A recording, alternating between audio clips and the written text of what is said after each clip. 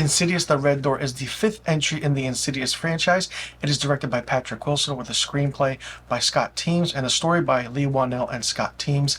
And this is a sequel and a continuation of the Lambert story from Insidious and Insidious Chapter 2. In this movie, it takes place 9 to 10 years later after the events of Chapter 2. Everyone returns. Ty Simpkins is back as Dalton, Patrick Wilson is Josh Lambert, Rose Byrne as Renee, and Andrew Astor is Foster, and Lynn Shay, in about 3 to 4 cameo scenes, comes back as Elise. Even Tucker and Specs are also in this film in cameo roles. Now, Dalton is off to college and he is now in the art program. He likes to draw, but he all of a sudden, when he's in his art class, his art teacher says, go into a place and just start drawing. Well, he starts drawing a red door. We don't know what the aspect is of this red door, but he starts seeing things. And then there are two stories in this movie going on at the same time. It's Dalton's story and it's Josh's story. Now, here's a minor spoiler. The movie does start off with Josh's mother passing away, and we don't see her at all. But then all of a sudden, something is haunting Josh the entire time. We do find out who it is who's haunting him and why they're haunting him. And it's like a kind of closing of the door and closing of the past. Now, the lipstick demon is front and center, but he's not really in it that much, or this thing is not really in it. This red door, we come to find out, is basically a gateway of the events that happened in Insidious 1 and 2, where we see kind of Dalton and his father Josh going through the further, and we also get the aspect of how Dalton fell into a coma in the first film. That is actually answered in this movie. It's absolutely brilliant and mind-blowing how everything came together and how the screenplay and the story went. Now, this is a good way to actually go into it. How could you continue the Lambert story? Well, this is it.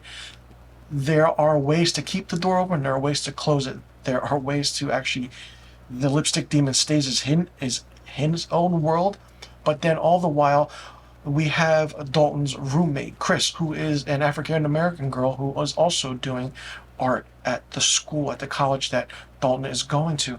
She kind of helps Dalton through everything, and then, the aspect of the suppressed memory, the astral projection, it's all answered in this, but it's done so well. The only thing that did not really work is the scares. It's not horror at all. It's psychological, it's supernatural, and that is it. There are about 3 to 4 scares in this. There are interesting scenes in it. There are about 3 to 4 jump scares, I want to say. The lipstick demon, Dalton waking up, Josh waking up, the editing aspect of how everything is layered, like if Dalton wakes up, all of a sudden his father Josh wakes up, and it's really done really well. And you could say, like, how is Lynn Shay in this? She's in this in a cameo appearance, but she's in it for a reason, as are Specs and Tucker.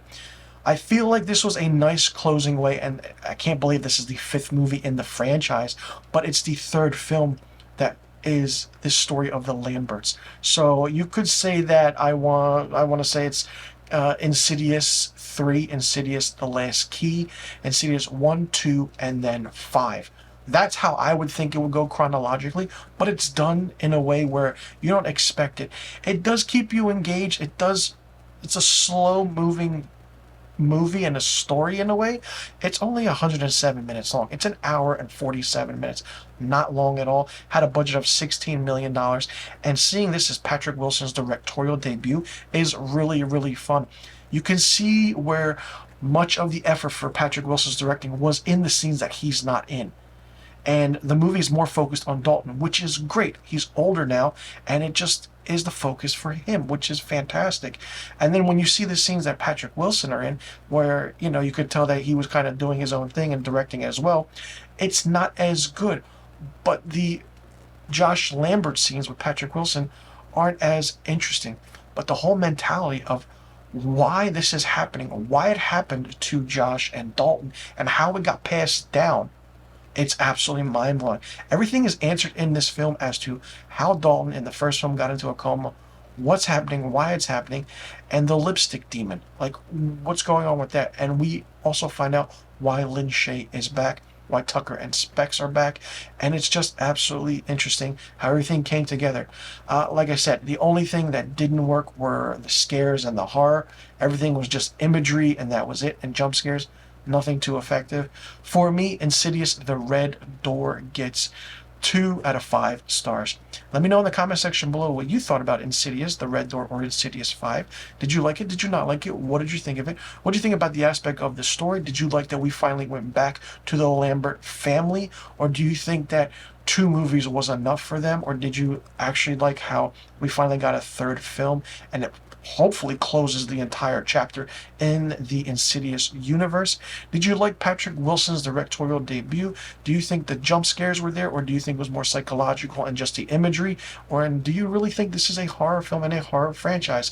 And let me know in the comment section below, what is your favorite movie in the Insidious franchise? Is it 1, 2, 3, 4, or 5? Let me know in the comment section below about all the questions I just asked, and also let me know what rating you would give Insidious The Red Door, and be sure you click that subscribe button and hit that notification bell for new movie reviews on my channel. I will see you all in the next movie review, and thank you so much for tuning in.